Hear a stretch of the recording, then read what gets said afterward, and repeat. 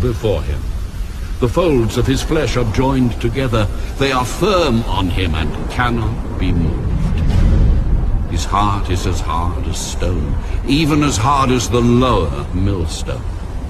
When he raises himself up, the mighty are afraid. Because of his crashings, they are beside themselves. Though the sword reaches him, it cannot avail, nor does spear, dart, or javelin. He regards iron as straw, and bronze as rotten wood. The arrow cannot make him flee. Sling stones become like stubble to him. Darts are regarded as straw. He laughs at the threat of javelins.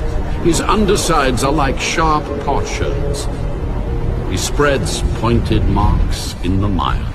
He makes the deep boil like a pot. He makes the sea like a pot of ointment.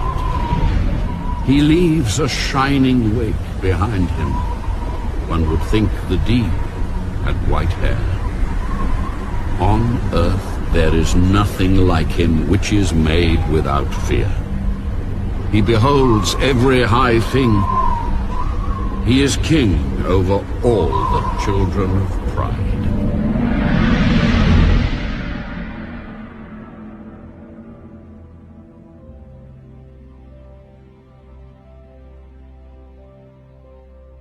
Job, chapter 42.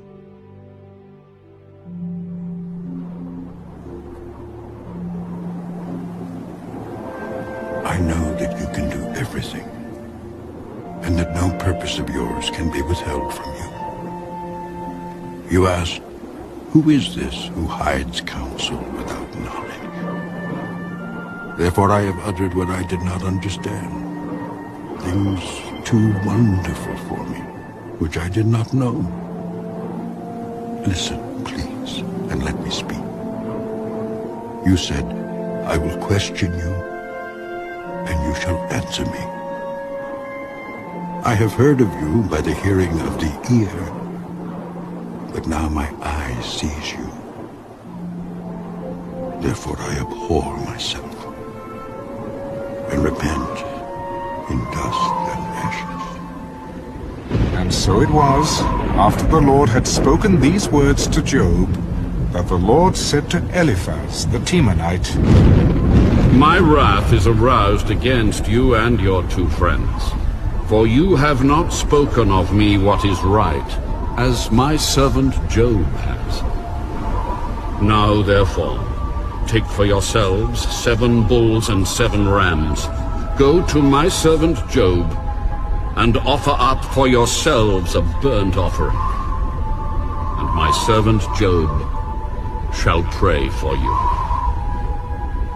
For I will accept him, lest I deal with you according to your folly, because you have not spoken of me what is right, as my servant Job has.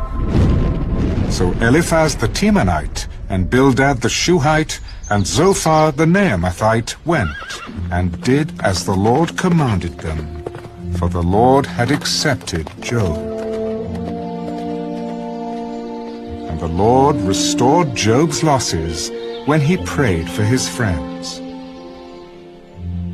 Indeed, the Lord gave Job twice as much as he had before.